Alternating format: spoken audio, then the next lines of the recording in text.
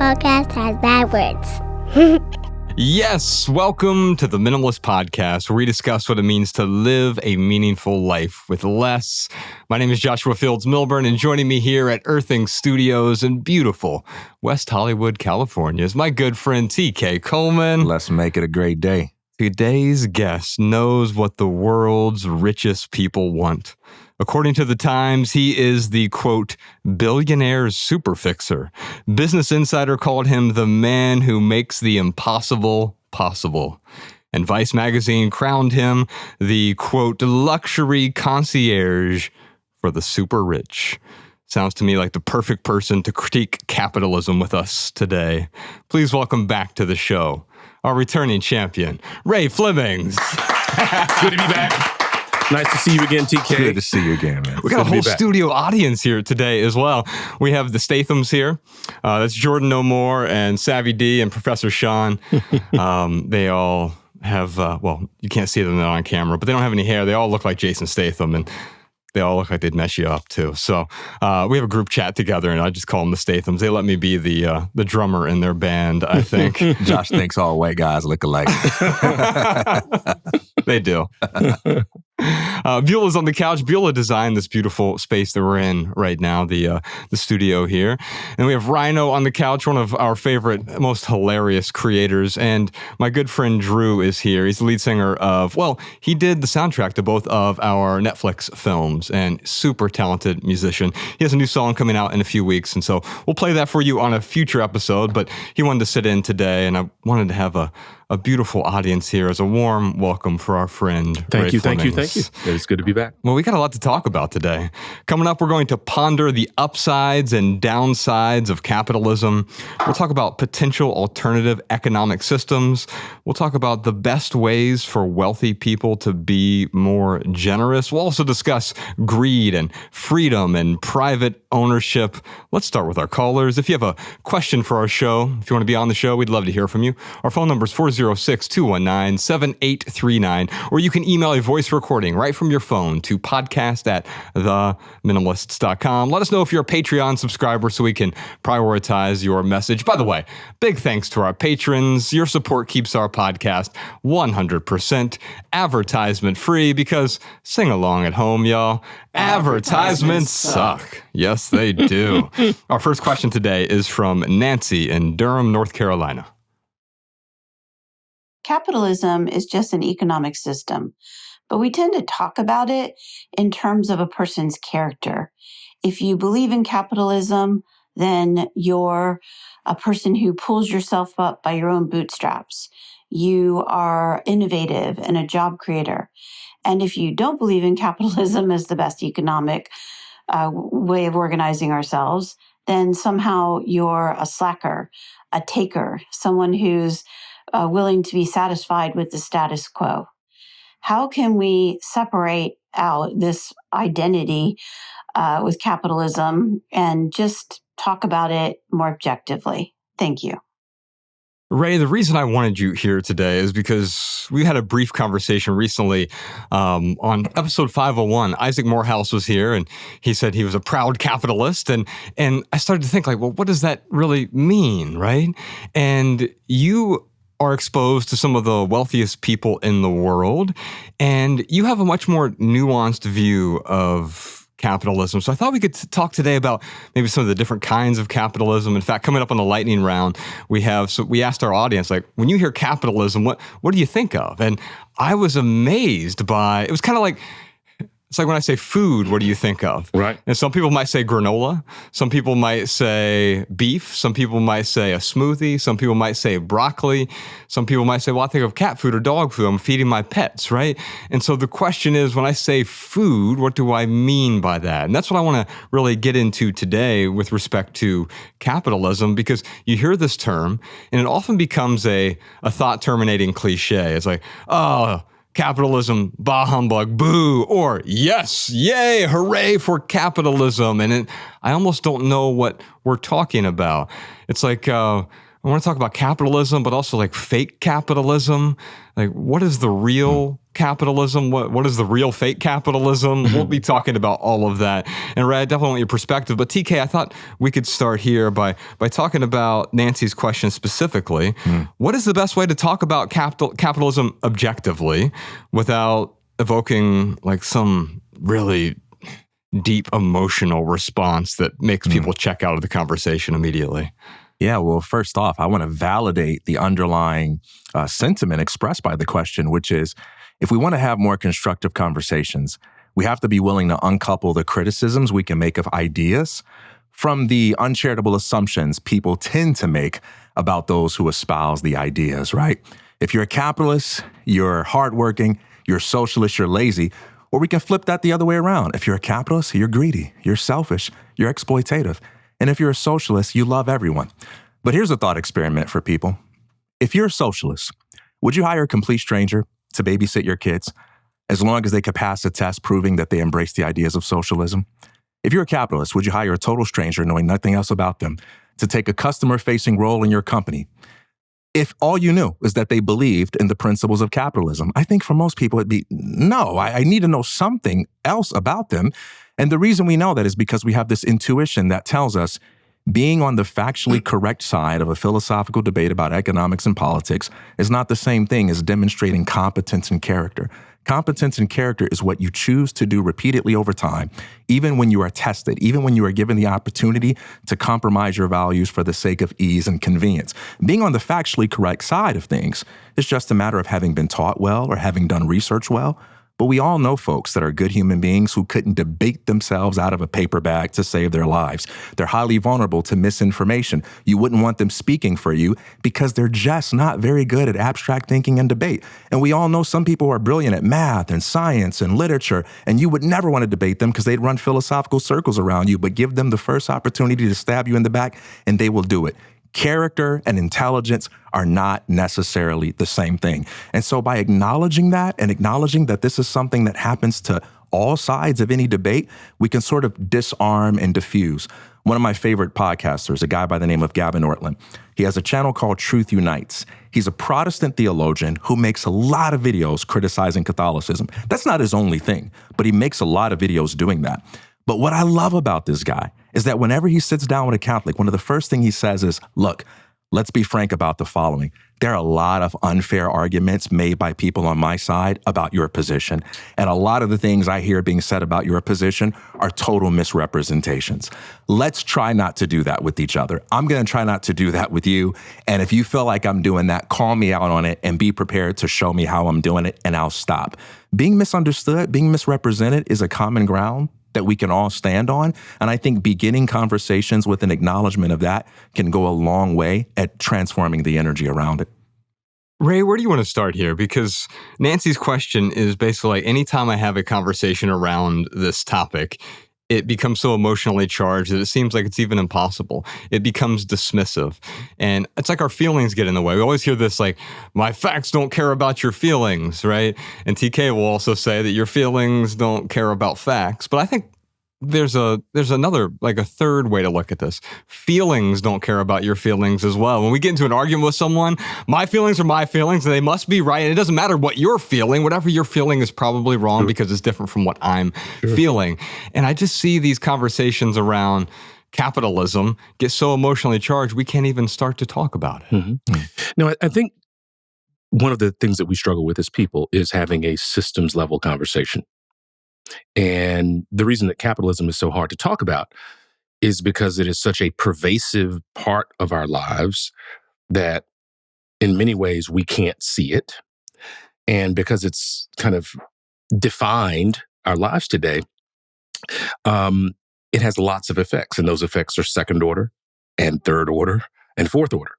And if you open your phone and you open Instagram and you start scrolling, you'll see people talking about capitalism, kind of the root systemic issue, but they'll be describing like fourth order effects of it, right? They'll be talking about, political discourse, the erosion of truth in modern society, and kind of all of these things. And it's really hard when you have this big, giant problem, like everyone has the sense that something's wrong in society, but no one can quite put their finger on it. And so it's just emotional. And I feel like we wind up arguing about the symptoms rather than the system itself. And I think that where we're going to be able to affect real change is when we get back to systems level conversations and really talk about it as a system. And the purpose of any system is to serve people. And, we don't even know what capitalism is, I would argue. And so it's very hard to have a conversation about it. What are some of the problems with the system as you see it? Well, I mean, I would start number one is really defining what is capitalism, even before we get to the problems that come for it. I definitely think we should have a long conversation around it, but defining what it is and what it means, what we're talking about, right? When we say capitalism, I think that is a necessary conversation to have to even, to make any progress on it. Yeah. Okay. Well, we'll get into that for sure because during the lightning round, in fact, you know what? Let's dive into that. Well, I'm going to take a quick step forward here into the question of the week. This is over on Patreon. The question that we put out there last week was, what's the first thing that comes to mind when you hear the word capitalism? And I think this will tie in well with Nancy's question. Now, usually we talk to our audience about this, but first I thought we'd start with some of our pithy answers today, TK. When you hear the word capitalism, what's the first thing that comes to mind? Give me something pithy and then we'll unpack it together. Yeah, my pithy was right along the lines of what Ray just said, that if you can't define it, you can't debate it, right? What the heck are we talking about? I just watched, you all know my guilty pleasure is the Jubilee 1 versus 20. So I just watched the Patrick Bet-David episode of 1 capitalist versus 20 anti-capitalist. And for the first hour, 2 words were used more than any other words, capitalism and incentive. And no one at any point during that time said, hold up. What do you mean by incentive? What do you mean by capitalism? No one disputed anyone's definition. No one demanded a definition. And I'm sitting there thinking, how can you guys go on like this, debating so much, and no one has defined anything? Even if you do mean the same things by these words, don't assume it. Get there by way of argumentation rather than assumption. So when I think of capitalism, I think of all the unproductive discussions that are had about that idea and other ideas like it, just by the failure to take our time to clarify one another's position in a way that the other party would accept as a fair representation. Now, Ray, I wrote down something pithy here. It said, if you deeply desire to misunderstand someone, you will find 1,000 ways to misinterpret them. And that's kind of what happens in a debate format like that. Absolutely. Let me find 1,000 ways to misunderstand you and misinterpret you. And that way we can't ever have the productive conversation. So where does a productive conversation start with this? I think a productive conversation around capitalism starts probably with Stafford Beer's definition. He says that a system is what it does. That is the real definition, that's the path, rather, to the real definition of capitalism, looking at the system, looking at what it does. Now, we have all of the rhetorical definitions of capitalism. We have all the historic definitions of capitalism. We have all the marketing copy around capitalism as well. But I think ultimately, if we're going to get to, what is it, we will know what it is by what it does and the effects that it has on society. And I think we can unpack that as we jump in. Yeah, well, let's talk about some of those effects. What are you most troubled by?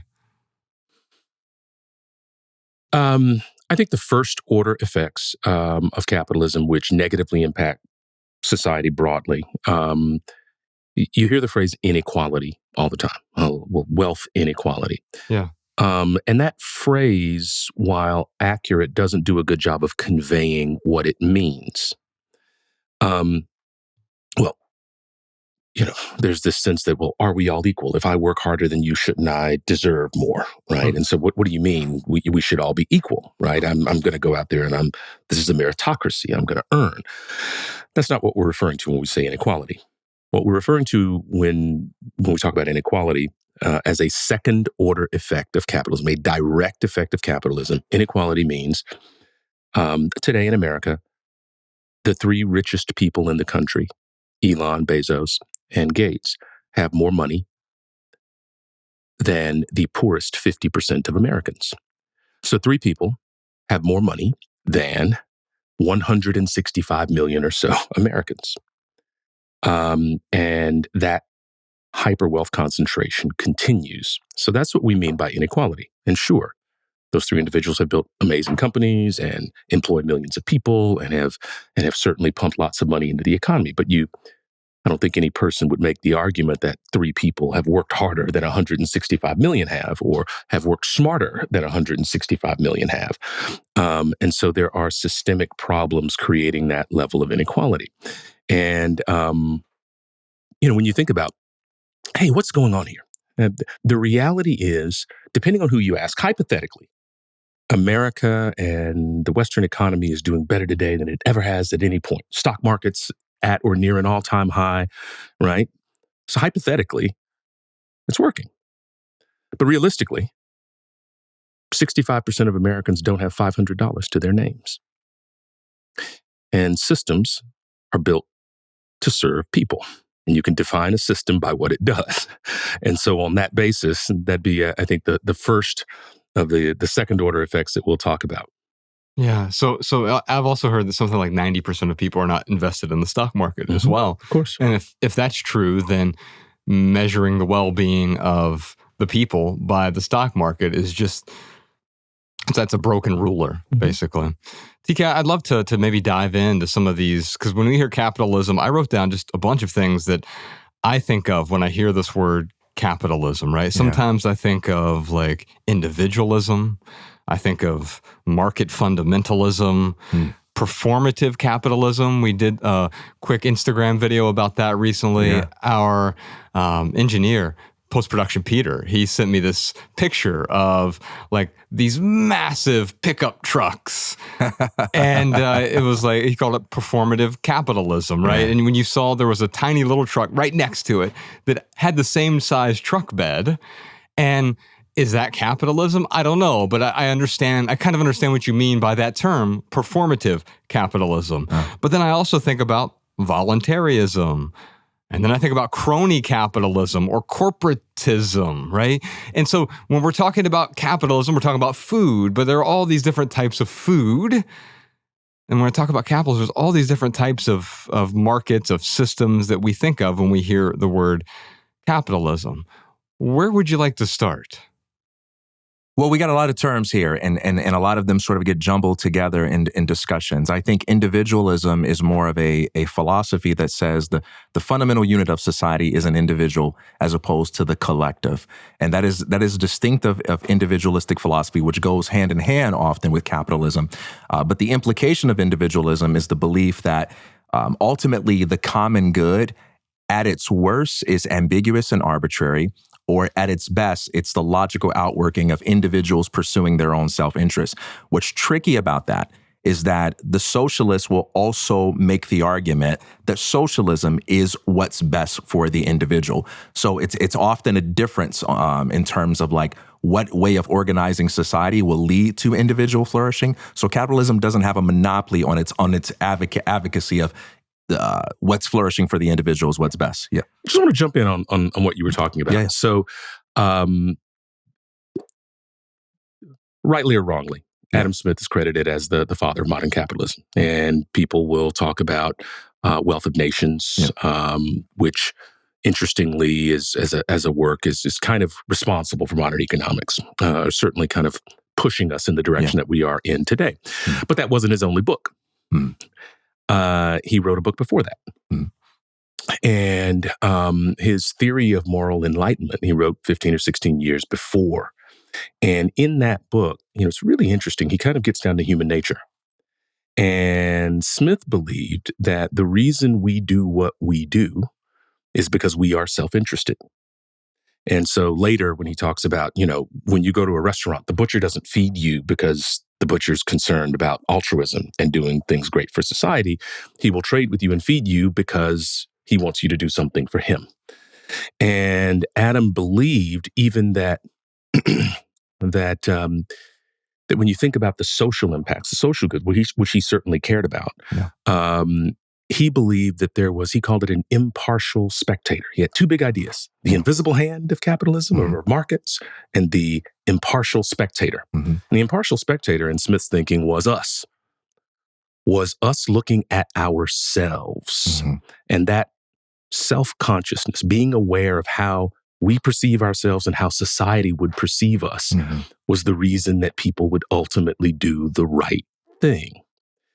And this issue of self-motivation, right, and self-judgment as kind of an anchor or counterbalance against self-interest becoming selfishness, I think is a really, really interesting point, particularly for a guy who went ahead 15 years later and articulated capitalism. You know, there are in economic circles, you know, these great debates between how could Adam Smith's two works even sit side by side? This kind of moral underpinning and capitalism, both written by the same person. And I, for one, really, really like when these old great minds, the Einsteins and the Galileos and the Adam Smiths, when you look back hundreds of years later and they're still right, that little idea that they pushed forward a long, long time ago, it's like, it still holds true more than we thought it would. Anyway, I didn't mean to cut you off. No, I think these are all good insights. And you're making the case that I've often expressed on this show is the importance of reading books before we were born, that were written before we were born, to see what sorts of ideas have stood the test of time. That doesn't mean that those ideas are true just because they've been around for 1,000 years, but it does mean that they are influential. And to be uninformed about history is not to be uninfluenced by it. Many of the ideas that drive and govern our lives from so many different vantage points are ideas about which we may have never taken the time to think consciously about, and this is a powerful one. Self-interest is kind of tricky and fun because you have a couple of things that happen in these debates that create a little confusion. Sometimes, how do we define self-interest? So sometimes self-interest gets defined solely as the profit motive, profit being the desire to make money. Now, that's not the definition of profit, but that's typically how it gets framed.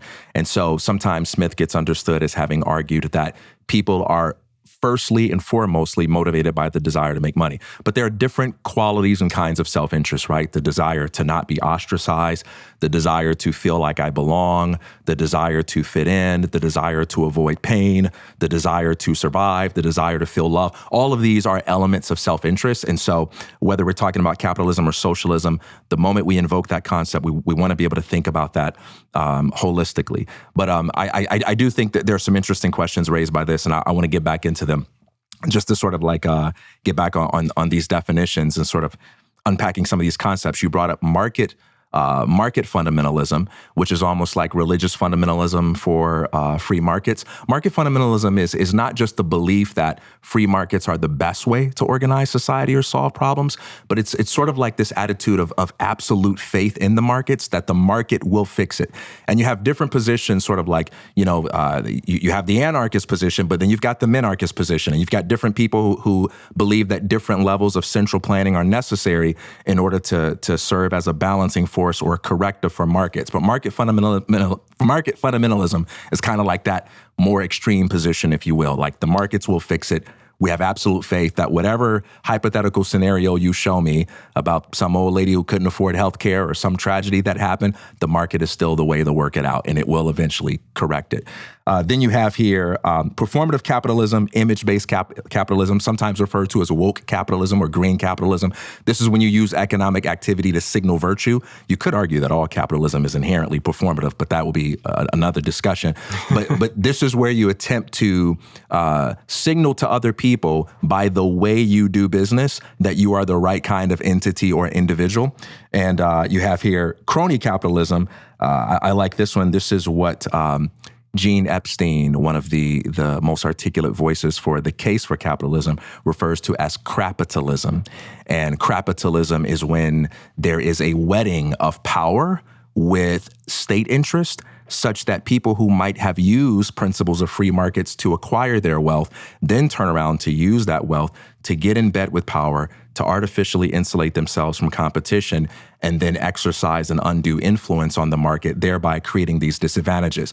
This is a common critique of capitalism, and capitalists will often distance themselves from this critique, saying, no, that's not capitalism. That's a socialistic element or a corruptive element that compromises capitalism. Ray, I think that's a great place to veer off into. Is it crapitalism? I had never heard that term, but how perfect is that? Because I think ultimately I was so shocked when I first started talking to you and we started having these conversations because you were critiquing capitalism, but in this nuanced way. It wasn't just dismissing it, right? And here's the better way to do it. It has to be this other form. It's anti-capitalism. It's socialism. It seems to me, though, that your critique and most critiques of capitalism are about this version, this crony capitalism, this crapitalism, because it's almost as though the assumption then is any capitalism almost always devolves into some version of that. Well, I mean, if Adam Smith were alive today and he came back and he looked at our economic system, I'm not sure if he would laugh or he would cry, but he certainly wouldn't call it capitalism. Okay. So how he defined capitalism at that time, sure. At its most simple, Adam Smith says or put forward that this would be, actually he didn't even call it capitalism, but that's neither here nor there.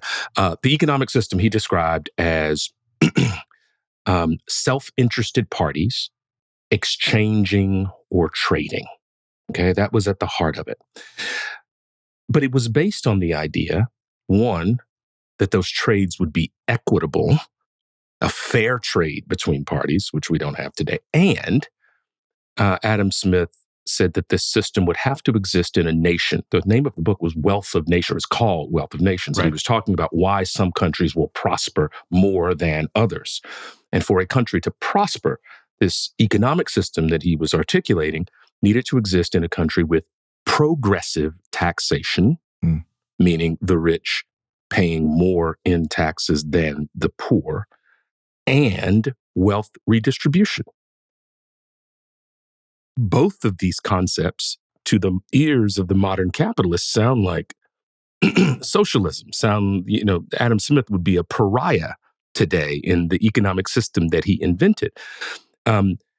So yes, he believed that the invisible hand of the market, TK, would eventually solve a problem, but only if wealth was not concentrated into too few hands. And he is quite clear on this in all of his writings and his thinkings and his anti-slavery position and many positions that he held that the modern capitalist completely forgets about when they're going to get their degrees in finance and economics and talking about wealth of nations. Most of those people have never even read the book. And they haven't read the book because of their positions on capitalism and what they actually think it is.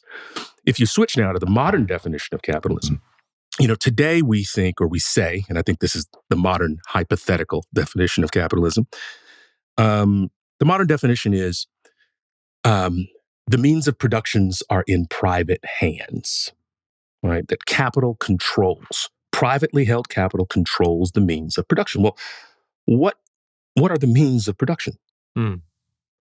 You and I are the means of production, labor, humans, right? You control factories and the people that run them, et cetera, is in private, non-public hands. And this idea that the invisible hand of the markets, that if there is a societal need, the markets will go and ultimately fulfill that need. The problem, of course, with the modern definition of capitalism is that there are many things which have no value in that context. You could say that the Amazon rainforest sitting there is an externality in modern capitalism. It is of no value. And that in our modern context, we should cut it down for the value of the trees. Now, any sane person knows that the Amazon rainforest are the lungs of our planet, and you can't do that. But we do need more boxes for Amazon, the delivery company. Right. But this issue where the system that we put in place, everything should be privately held, and we determine the value of a thing by what people are willing to pay for it. Therefore, a breathing forest, if no one's willing to pay for it, it has no economic value. These sorts of ideas are all involved in the modern sort of kind of crazy definition of capitalism. But listen, the point, the thing that everyone is upset about and the thing that no one wants to talk about is taxes, taxes, taxes, taxes. There's no other discussion. You can't talk about capitalism. You can't talk about wealth inequality. You can't talk about any of these things until you talk about taxes. I don't believe that human nature changes that much. When I look back at history, and I consider myself a student of history, and I look way, way, way, way, way, way back at all of these different societies and cultures, I see the human condition time and time again, right? Yeah. And listen, when you when you really look at us and we think about our economic system, next year we will celebrate 250 years as a nation. 250 years since the Declaration of Independence in 1776. Next year. We've had the same economic system the whole way. But the first billionaire didn't exist in the world until 1957, 1958, when John Paul Getty became a billionaire. There was not one anywhere in the world prior to that. And the reason there wasn't a billionaire anywhere in the world is because the highest marginal tax rate in the United States of America was 94% after World War II ended. Those taxes funded the American dream that we talk about today. When the president says we want to make America great again, we are hearkening back to that era of a middle class, of an expansive America, where people could chase and fulfill the American dream, where they could taste it, where they could hold it. That dream was funded through a 94% marginal tax rate in the United States of America. This is not some banana republic. This is our own history. The death tax, the redistribution of wealth at the end of your life was 70%, 70%. This is how the New Deal was paid for. This is how, when 7 million young men who went to fight in World War II and came back into the country, this is how the GI Bill was funded. This is what created the American middle class. 7 million guys got home loans out of nowhere for going to fight in a war because the wealthiest people in society paid taxes. But the wealthiest people in society supported that, of course, because there was a national identity. There was a goal. There was a thing that we were trying to be and to become. I think because we have kind of lost our direction and our goal and our pursuits, no one wants to pay taxes. And so you have situations. I saw some politician today, this morning, was saying, California is going to be the next Detroit. Of course, everything's become politicized. They better hope not. California is the fourth largest economy in the world if it was a freestanding nation. California sends $83 billion to Washington, more than it receives every single year. Texas receives $75 billion more from the federal government than it sends the federal government. If California was insolvent or became Detroit, it would affect the United States of America, red states and blue alike. No one could make their budgets. The issue becomes taxes. When the wealthiest people in the world can, it's the Warren Buffett argument. Why is it that his executive assistant has a higher marginal tax rate than him? Because long-term capital gains is taxed, money is taxed differently than work. And the poor people can't pay all of the taxes in the nation. It's just simply not possible. There's a reason they're poor. And they don't have the money to fund all of the needs of the nation. And this is at the heart of all of the issues and all of the other ways that we might want to discuss it. They're kind of distractions and, like I said earlier, third and fourth order effects that we're talking about, not really the single kind of central issue of capitalism. PK, I'd love for you to respond. Oh, man, there's a lot there, man. This is good food for thought. One thing I just will throw into the pot on taxes is there's a combination of things that make people feel leery over taxes. That there's the loss of vision or the sense that we don't have a common goal that would make us motivated to do that.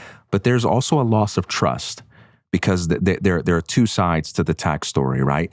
There's what the people pay, and there's what the government, who allegedly represents the people, do with that.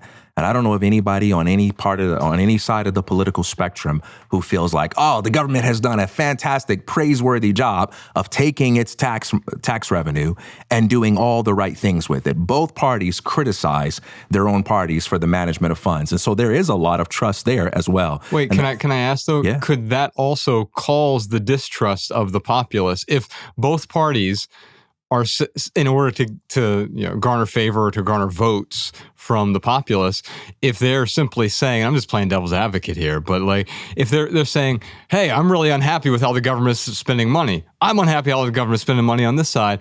And so whoever supports you is, yes, we are also unhappy how the government is spending our money.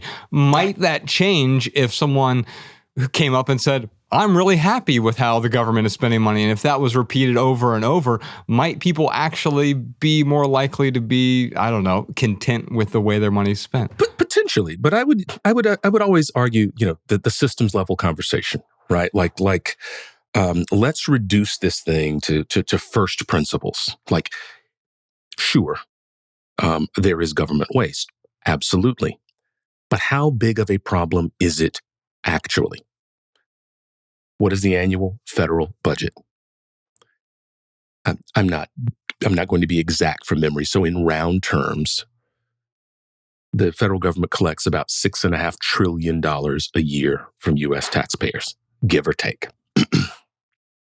When you look at Medicare, Social Security, defense spending, and debt service, meaning paying the interest that's due on the $38 trillion of debt that we already have. When you take just those four things, no social spending, no crazy programs, no American military, Medicaid, Social Security, and debt service alone, it's about $5.5 to $6 trillion. And the problem is the deficit continues to grow, and the power of the U.S.'s, the trust in U.S. Kind of debt begins to erode. Moody's has downgraded it. The interest payments on that debt is going to continue to rise. So we're at this point now where the interest payments alone threaten to force the nation to run a deficit every year. Mm-hmm. That's not social spending, right? Sure, the government is spending a lot of money in ways that need to be cleaned up, but we don't realize how big $1 trillion is, right? We're not understanding that all of the social spending, Department of Education, all these things, that everyone's so up in our government waste, this, that, and the other, all of those things are, relatively speaking, a rounding error on the debt of this nation, and it's not a real issue. It is simply a thing to distract from the actual conversation of who is going to pay $38 trillion in debt. And as I said in the last time we were together, who do we owe that debt to? Which is another very interesting systemic point for us to debate. Question for you. You believe that government spending in terms of its transparency is for the most part pretty respectable and solid?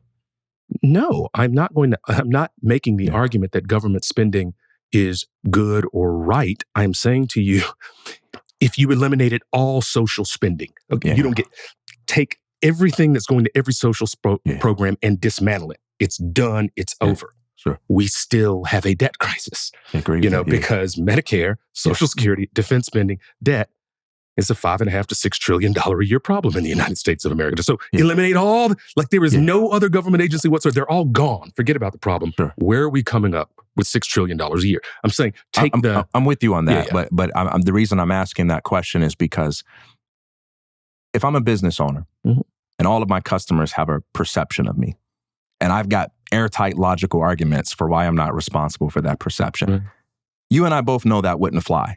At some point, I would be accountable to making myself a student of the customer and asking myself, why is it that even though I see myself as a great guy that's doing right by all my customers and employees, and I'm quite impressed with myself, why does everybody else see me as an untrustworthy rat? There's got to be something I can learn from that.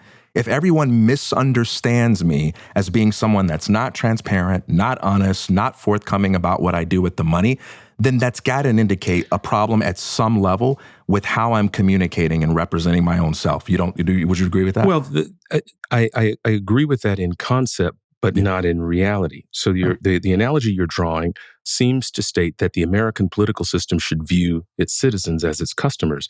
And I'm stating that that's not the case. Only in the sense that the American citizen are the very people that it purports to serve and create value for and solve problems for. In that sense. Yeah. In that sense, hypothetically, we are the customers. In reality, in reality, they're accountable to us, right? In reality, in reality, no. America's never been a democracy, right? I'm with you on that. This is rhetorical, yeah. right? Like the textbook definition, we're a constitutional republic. But you have to remember that even when the nation was founded, forget the treatment of blacks and slaves and women. Forget those things. White men who did not own land could not vote. White men who were poor could not vote. America has never been this idea of one man, one vote, majority rule. This is all rhetorical ideas that we have in our head because, we think of these things, but it is not true. It's not a fact. And so politicians, customers today are who funds them, right? Which is the reason that there is this massive disconnect between the will and the needs of the people and the actual policies and laws that are passed by our governments.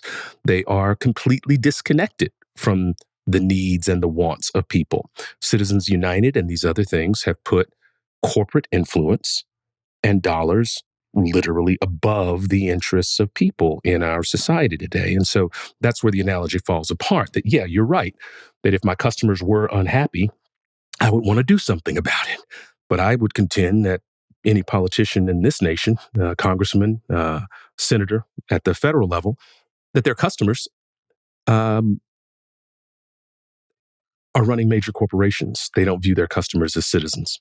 And I agree with you. And I think that is the problem, because whether we use the word customer or not, this is a representative democracy, right? It's representative in the sense that the narrative we are telling ourselves is that these people are representing us, advocating for us. And that's at least the narrative that they're responsible for selling to us when they beg and grovel for our vote. They talk to us about what they're going to do for us, the value they're going to create, the problems they solve. So when they go and they allow themselves to be bought and they say, oh, I'm going to be more accountable to you than the person that I sold this narrative to, there's a misalignment of incentives. And what I'm saying is that's a part of the story of the mistrust. To kind of just like tighten a belt on this, I think there's an observation that all economic systems evolve. And whenever you're critiquing or analyzing an economic system, you can't just analyze it according to one particular understanding. This observation is made by Richard Wolff, Wollf, who is one of the most articulate defenders of socialist philosophy. So please don't dismiss this observation on account of like, oh, you're trying to advocate for capitalism or something. But one of the things he talks about is it's so important when we think about these terms, not in terms of like defeating people in a debate by definition. Oh, no, man. Socialism is this by definition. Therefore, you are refuted by me being able to point to this. Capitalism is this by definition. Therefore, you're refuted by me being able to point to this. The most important thing in a conversation is to say, hey, look, whatever word you use, what do you mean by that word?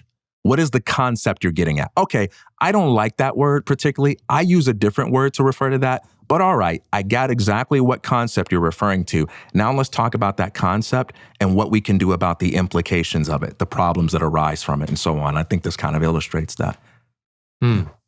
So much rich conversation here. The thing I love is there's no cynicism behind this. Yeah.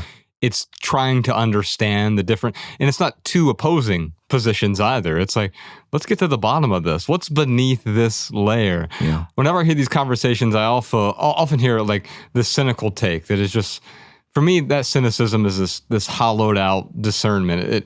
It pretends that it's discerning, but it's actually, look how wise I am. I can quickly say that you're full of crap, or I can quickly say, that this is your position is worthless.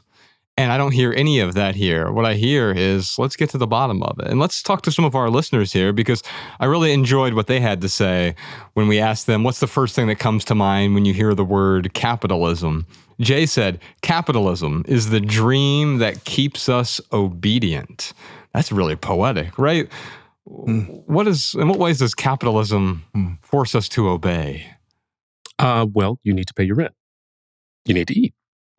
And so, if you do not have enough capital to support your life, then you remember I said that the means of production are in private hands, and you are the means of production. And so the way that capitalism controls is, if you don't have enough capital to support you without work, then you are the means of production, and you must go produce in order to participate in society. And again, there's no cynicism here, right? I mean, we're talking about these ideas, which I think are important. No one ever believes they are the bad guy. Right. No one in human history. Adolf Hitler didn't think he was a bad guy in his own mind, right? Obviously, Right. bad guy, but no one. You're not going to convince any capitalist that you're a bad person. Remember Adam Smith's point that we are all self-interested. In his first book, he makes this really, really interesting point. Like, let's say you come to work and you hear about a massive natural disaster, like Sumatra on Christmas or whatever, hundreds of thousands of people killed, some great earthquake, et cetera, et cetera. That sounds horrible. You'll have a little conversation about it. Maybe you'll go make a charitable contribution. But by the end of the evening, you are back into your own life, because 250,000 people dead in some faraway place is not going to change your life for most people. Now, he makes a counterpoint. Let's say the next day you come to work and the doctor calls you to give your results from a test. And you've got you're missing a piece of your pinky finger. You're gonna have to have it amputated. Yeah. Tip of your pinky finger. There's cancer on it. They're gonna have to take the tip of your pinky finger off. You're gonna be up all night. You're gonna be talking to everybody. You're gonna be crying about it because that affects you personally. That's right. I And would even so- take that a step further. If I had to make the decision where it's like, all right, Josh, we're going to cut your pinky off and that will save 100,000 people in Sumatra. I mean, I still have to think of, isn't that crazy? I mean, I would have to think about that. I want my pinky. I mean, I don't know these people, right? And I know in this scenario, I would chop my pinky off, but how far does that go? Is it my whole hand? Okay, maybe. Damn, is it my whole arm? Would I give my own life? And now all of a sudden, these thought experiments, it shows you how real that level of self-interest really is. Are you familiar with Paul Piff's work at UC Berkeley? Do you know No. Paul Piff? He's a researcher that has been looking at the behavior traits of the very wealthy. And it's a really fascinating kind of field of study. And it dovetails really, really closely to what we're discussing here today. So first is the rigged games study. Rigged games. All right. So let's say that we all sit around, we throw a Monopoly board here in front of us. And we're all sitting here together. And the researcher says, TK, you are going to start with double the money. You're going to roll first. And each time it comes to you, you're going to roll twice. Okay?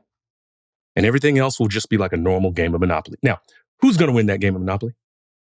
Almost certainly, TK. Almost certainly. Yeah. He is going to win that game.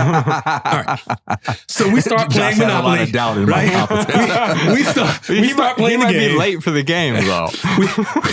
We start playing the game. Almost immediately, he pulls ahead. He started with twice the money. He rolls 2 times every time you roll. He pulls ahead. Do you know what he starts to do? The winner of the rigged game begins to eat more snacks, begins to talk shit. And at the end, when everyone is polled about why he won, we will all say he won because he had built-in advantages in the game. He rolled twice, he started with more money, etc. And he will say that he won because of his strategy. He will say that he outplayed us. He will say that it's his own smart. So this is, again, I'm not impugning anyone. This is human nature. It's been studied. Winners of rigged games never admit to themselves that they won because the game was rigged. And even if he had a better strategy, you're saying that isn't the That's main not the factor. reason that he Right. won, right? The reason that he won is because he was rolling twice and started with twice the money and all of those other advantages. And Paul goes even further. When great wealth actually encourages and creates observably more narcissism, more self-interest, and it is I'll let you debate whether it's a feature or a bug, but it is there that people have to be on guard against. And so in our practice, one of the things that we're doing with people is addressing this success condition where, it can have these ill effects. I would tell you that most ultra-wealthy people I know are concerned about these same issues that we are. Most very wealthy people that I know understand that we need a functioning society or their wealth means nothing. Most people want to solve this, but it is a big, hairy, systemic issue.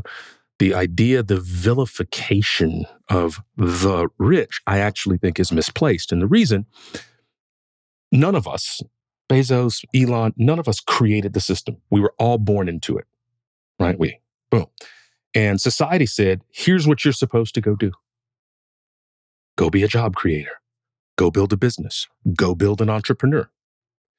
Let's say that the system is wrong. Okay.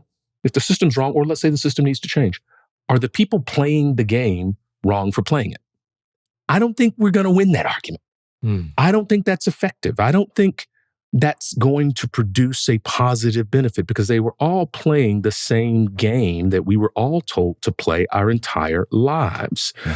And if there needs to be more compassion, if there needs to be changes to the system, I don't think you're going to affect that change by wagging your finger in the face of the people who played the game and want it as structured. I don't think that's the path. Those changes can't feel punitive.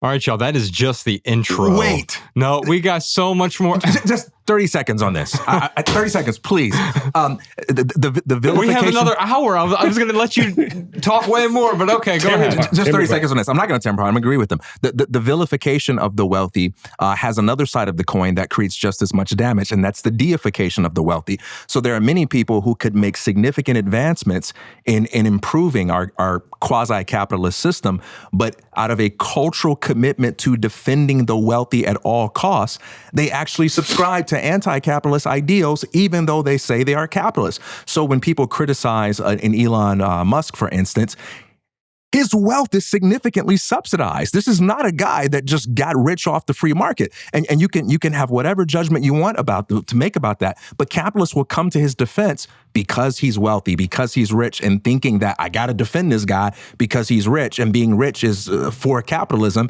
And they kind of hurt their own position in doing that. So deification is just as terrible as vilification. I've got to amplify. I know you're hating this and trying to move on. 30 seconds. That was the promise, right? 30 seconds. All right. Paul Piff's work, going back to it. This is fascinating. I know Dat Piff, but I don't know Paul Piff. UC Berkeley researcher. Just a fascinating field of study. It's all about like the behavioral aspects of wealth. Okay. Poor people made to feel rich.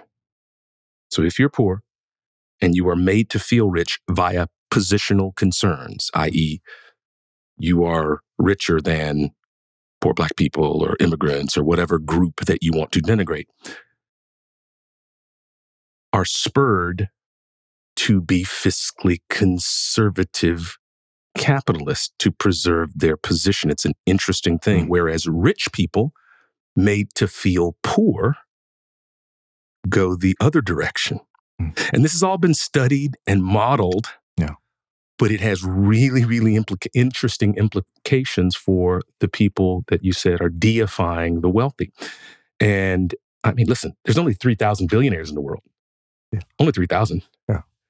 The millions and millions and millions and millions and tens of millions of people supporting them fall into this other definition that Piff has been talking about. So much more to talk about, y'all. Real quick, for right here, right now, I want to talk about a couple things going on in the life of the minimalist. And I still have a whole half a page here, and we got 2 more pages to get to, page 2 and page 3. But right here, right now, our next Sunday Symposium is, this weekend, September 28th. We just released 25 tickets for that today. If you want to see us in Los Angeles, Ray's been at a few of those in the past as well. If you want to see us at Sunday Symposium, sundaysymposium.com. Grab your tickets while they're still available. When it sells out, if you can't get your ticket, put your name on the wait list. We'll let you know when more tickets open up. Also, TK's Clutter counseling calendar is now open for next month. You can book your Clutter counseling session over at theminimalists.com. Just click counseling at the top. Could be emotional clutter, physical clutter, capitalism clutter, apparently. We got a lot more to talk about, y'all. But first, here's a quick insight from one of our listeners. Hi, this is Evelyn calling from the Netherlands. I've just listened to episode 500 with Terry, who's a AAA member for over half a decade. And I think that's awesome, how her parents took care of her that way, very loving. And even though I agree with everything that's said on the podcast about researching why she wants to keep this, why you're attached to it, it's always good to look at it that way and see how you can develop from that and learn and grow. But I also have a simple tip in case she still wants to keep on holding on to the AAA. Because the problem was there are 2 subscriptions, hers and her husband's. Probably her husband is not as attached to that membership. So why doesn't she write him on her account? And then he can let it go. This way you can hold on to everything your parents gave you and the feeling that you're still supported by them. They even support your husband now. Hope this helps. Thank you, Minimalists, for all the good work. I love listening to your shows. It's very inspiring every time, so keep going.